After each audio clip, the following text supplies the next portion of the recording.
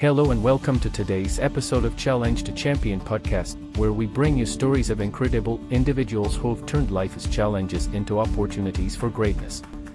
I'm your host, Nishant, and today we'll be diving into the life of a man whose name is synonymous with resilience and courage, Boniface Prabhu.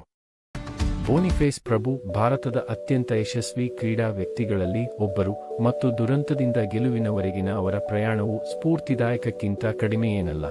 ಅತ್ಯಂತ ಬೆದರಿಸುವ ಅಡೆತಡೆಗಳ ಹೊರತಾಗಿಯೂ ದೃಢ ನಿಶ್ಚಯ, ಧೈರ್ಯ ಮತ್ತು ಉತ್ಸಾಹವು ಒಬ್ಬರನ್ನು ಶ್ರೇಷ್ಠತೆಯನ್ನು ಸಾಧಿಸಲು ಹೇಗೆ ಪ್ರೇರೇಪಿಸುತ್ತದೆ ಎಂಬುದಕ್ಕೆ ಅವರು ನಿಜವಾದ ಉದಾಹರಣೆ.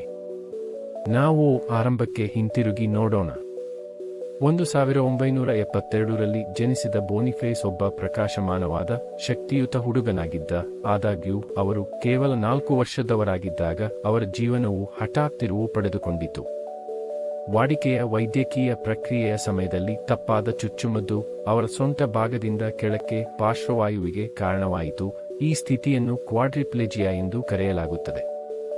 ಅಂತಹ ದುರಂತ ಘಟನೆಯಿಂದ ಹೆಚ್ಚಿನ ಜನರು ಛಿದ್ರವಾಗುತ್ತಾರೆ, ಆದರೆ ಇತರರಂತೆ ಬೋನಿಫೇಸ್ ಛಿದ್ರವಾಗುವಂತವರಲ್ಲ. ಅವರ ಪೋಷಕರು ಅವರ ಅತಿದೊಡ್ಡ ಬೆಂಬಲ ವ್ಯವಸ್ಥೆಯಾಗಿದ್ದರು. ತಾವು ಏನು ಕಳೆದುಕೊಂಡಿದ್ದೇನೋ ಅದರ ಮೇಲೆ ಗಮನ ಕೇಂದ್ರೀಕರಿಸದಂತೆ ಅವರು ಆತನನ್ನು ಪ್ರೋತ್ಸಾಹಿಸಿದರು, ಆದರೆ ತಾನು ಇನ್ನೂ ಏನನ್ನು ಸಾಧಿಸಬಹುದು ಎಂಬುದರ ಮೇಲೆ ಗಮನ ಕೇಂದ್ರೀಕರಿಸುವಂತೆ ಪ್ರೋತ್ಸಾಹಿಸಿದರು. ಮತ್ತು ಸಾಧ್ಯತೆಗಳ ಮೇಲಿನ ಈ ನಂಬಿಕೆಯೇ ಅವರನ್ನು ಕ್ರೀಡೆಗಳನ್ನು ಕಂಡುಹಿಡಿಯಲು ಪ್ರೇರೇಪಿಸಿತು. ಬೋನಿಫೇಸ್ ಅವರು ಗಾಲಿಕುರ್ಚಿ ಟೆನ್ನಿಸ್ ಬಗ್ಗೆ ಭಾವೋದ್ರಿಕ್ತರಾದರು. ಈ ಕ್ರೀಡೆಯು ನಂತರ ಅವರ ಜೀವನ ಮತ್ತು ವೃತ್ತಿಜೀವನವನ್ನು ವ್ಯಾಖ್ಯಾನಿಸಿತು. 90ರ ದಶಕದ ಆರಂಭದಲ್ಲಿ ಗಾಲಿಕುರ್ಚಿ ಟೆನ್ನಿಸ್ ಭಾರತದಲ್ಲಿ ತುಲನಾತ್ಮಕವಾಗಿ ಅಪರಿಚಿತವಾಗಿತ್ತು. ಆದರೆ ಅದು ಅವರನ್ನು ತಡೆಯಲಿಲ್ಲ. ಸಂಪೂರ್ಣ ದೃಢ ನಿಶ್ಚಯದಿಂದ ಅವರು ಕಠಿಣವಾಗಿ ತರಬೇತಿ ಪಡೆದರು ಮತ್ತು ಅಂತಾರಾಷ್ಟ್ರೀಯ ಮಟ್ಟದಲ್ಲಿ ಸ್ಪರ್ಧಿಸಲು ಪ್ರಾರಂಭಿಸಿದರು. ಮತ್ತು ಆ ಪ್ರಯಾಣ ಅದ್ಭುತವಾಗಿದೆ. ಬೋನಿಫೇಸ್ ವಿಶ್ವ ವೀಲ್ಚೇರ್ ಕ್ರೀಡಾಕೂಟದಲ್ಲಿ ಬೆಳ್ಳಿ ಮತ್ತು ಬ್ರಿಟಿಷ್ ಓಪನ್ ವೀಲ್ಚೇರ್ ಟೆನ್ನಿಸ್ ಚಾಂಪಿಯನ್ಶಿಪ್ನಲ್ಲಿ ಚಿನ್ನ ಸೇರಿದಂತೆ ಹಲವಾರು ಪದಕಗಳನ್ನು ಗೆದ್ದರು. ಅವರು ಅನೇಕ ಅಂತಾರಾಷ್ಟ್ರೀಯ ಪಂದ್ಯಾವಳಿಗಳಲ್ಲಿ ಭಾರತವನ್ನು ಪ್ರತಿನಿಧಿಸಿದ್ದಾರೆ. ಯಾವುದೇ ಅಂಗವೈಕಲ್ಯವು ಮಾನವ ಚೈತನ್ಯವನ್ನು ಬಂಧಿಸಲು ಸಾಧ್ಯವಿಲ್ಲ ಎಂಬುದನ್ನು ಪದೇ ಪದೇ ಸಾಬೀತುಪಡಿಸಿದ್ದಾರೆ.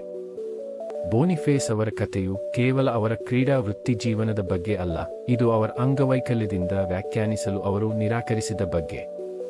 ಅವರು ಯಾವಾಗಲೂ ಹೊಂದಾಣಿಕೆಯ ಶಕ್ತಿಯನ್ನು ನಂಬಿದ್ದಾರೆ ಮತ್ತು ಅವರು ತಮ್ಮ ಅನುಭವವನ್ನು ಅಂಗವಿಕಲರಿಗೆ ಸಲಹೆ ನೀಡಲು ಬಳಸುತ್ತಾರೆ. ಅವರು ಕೂಡ ಸಾಧನೆಯಿಂದ ತುಂಬಿದ ಜೀವನವನ್ನು ನಡೆಸಬಹುದು ಎಂದು ತೋರಿಸುತ್ತಾರೆ.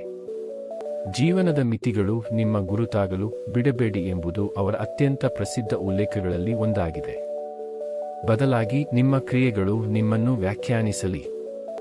ಮತ್ತು ಅದನ್ನೇ ಅವರು ಮಾಡಿದ್ದಾರೆ. ತನಗಾಗಿ ಮಾತ್ರವಲ್ಲ, ಅವರನ್ನು ಸ್ಫೂರ್ತಿಯ ಮೂಲವಾಗಿ ನೋಡುವ ಲಕ್ಷಾಂತರ ಇತರರಿಗೂ. ಕ್ರೀಡೆಯ ಹೊರತಾಗಿ ಬೋನಿಫೇಸ್ ಅಂಗವಿಕಲರ ಹಕ್ಕುಗಳ ಬಗ್ಗೆ ಜಾಗೃತಿ ಮೂಡಿಸುವಲ್ಲಿ ಸಕ್ರಿಯವಾಗಿ ತೊಡಗಿಸಿಕೊಂಡಿದ್ದಾರೆ. ಅವರು ಸಮಗ್ರ ಮೂಲಸೌಕರ್ಯ ಮತ್ತು ಭಾರತದಾದ್ಯಂತ ವಿಕಲಾಂಗ ವ್ಯಕ್ತಿಗಳಿಗೆ ಉತ್ತಮ ಅವಕಾಶಗಳ ಪ್ರತಿಪಾದಕರಾಗಿದ್ದಾರೆ. ಅವರ ಕೆಲಸವು ಅಂತರ್ಗತ ಸಮಾಜವನ್ನು ರಚಿಸುವ ಮಹತ್ವದ ಬಗ್ಗೆ ಜಾಗೃತಿ ಮೂಡಿಸಲು ಸಹಾಯ ಮಾಡಿದೆ ಎಂದು ಹೇಳಿದರು.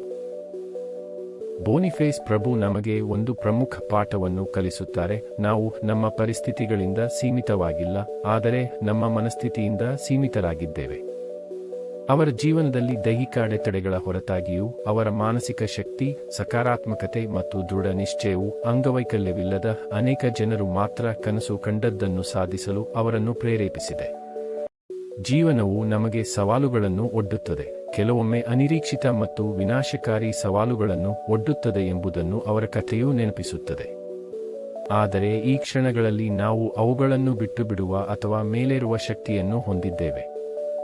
ಬೋನಿಫೇಸ್ ಎರಡನೆಯದನ್ನು ಆಯ್ಕೆ ಮಾಡಿಕೊಂಡರು ಮತ್ತು ಅವರ ಜೀವನವು ಮಾನವ ಸ್ಥಿತಿಸ್ಥಾಪಕತ್ವಕ್ಕೆ ಸಾಕ್ಷಿಯಾಗಿದೆ.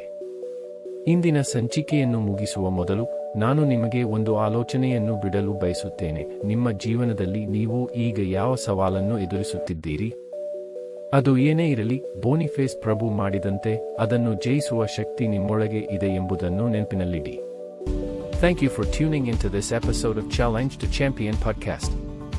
If you found Boniface's story inspiring, share this episode with someone who might need a little extra motivation today. And as always, don't forget to follow us for more stories of resilience and success. Until next time, This is your Nishant, signing off.